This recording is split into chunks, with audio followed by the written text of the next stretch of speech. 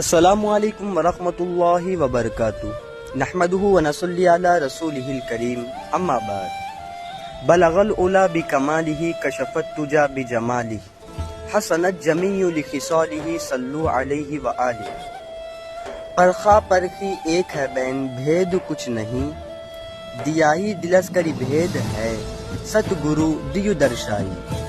عزیزان گرامی غور کے ساتھ سماعت فرمائیے۔ پرخا یعنی علم اور پرکھی یعنی علیم دونوں ایک ہیں، دونوں میں کچھ بھی فرق نہیں ہے، یعنی میں جانتا پن اور جانتا پن یعنی میں۔ عزیزان گرامی یہاں مثال دیتے ہوئے فرما رہے ہیں مصری اور مٹھاس کی طرح دونوں ایک ہیں، سورج اور سورج کی گرمی سورج کی روشنی کی طرح ایک ہیں، نمک اور نمک کے کھارے پن کی طرح ایک ہیں، چاند اور چاندنی کی طرح ایک ہیں، اور بہت ساری مثال دی جا سکتی ہے۔ عزیزان گرامی سوال، علم میں میپن یا میپن میں علم ہے؟ جواب، علم میں میپن نہیں ہے بلکہ دونوں ایک ہیں۔ مجھ میں علم ہے کہنے پر دوئی ہو جائے گی، ایک میں اور دوسرا علم، مگر ایسا نہیں ہے۔ علم یعنی میں اور میں یعنی علم، دونوں کو الگ الگ کر کے نہیں دیکھا جا سکتا۔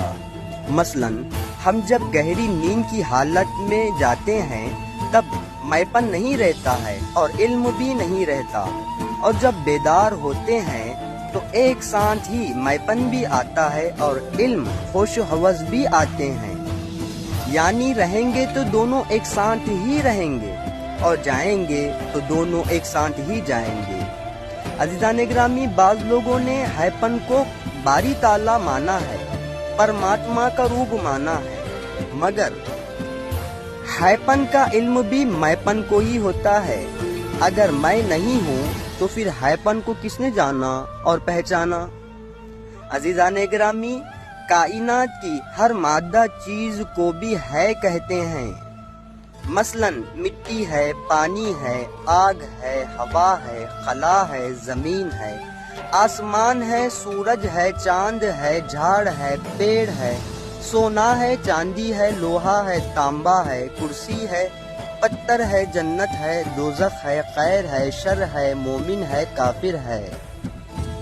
اسی طرح ہزاروں اور لاکھوں بار ہے کہنا پڑے گا۔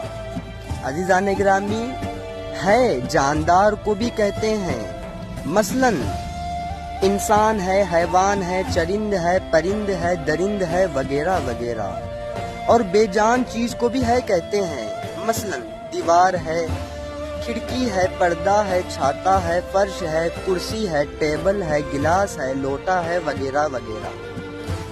عزیزان گرامی اس سے معلوم ہوا کہ ہیپن بھی دو طرح کا ہوتا ہے، ایک بے شعور ہیپن اور دوسرا جاندار اور باشعور مخلوق کا ہیپن۔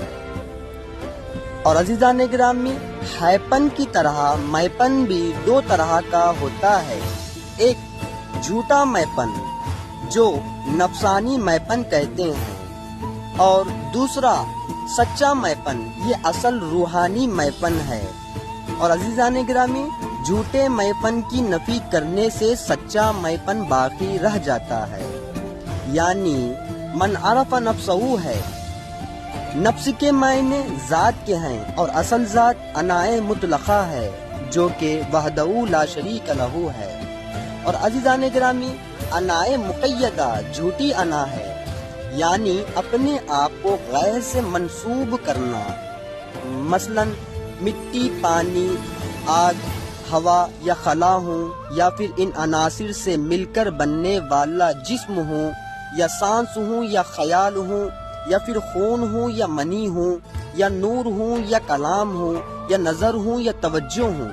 اور عزیزان گرامی یا پھر ناسوت ہوں، یا ملکوت ہوں، یا جبروت ہوں، یا پھر نفس امارہ ہوں، لوامہ ہوں، یا نفس ملہمہ ہوں، یا پھر جسم ہوں، نفس ہوں، یا روح ہوں۔ عزیزان گرامی یہ انائے مقیدہ ہے جو آپ کے سامنے ابھی مثالی طور پہ جو پیش کیے ہیں، یہ انائے مقیدہ ہے۔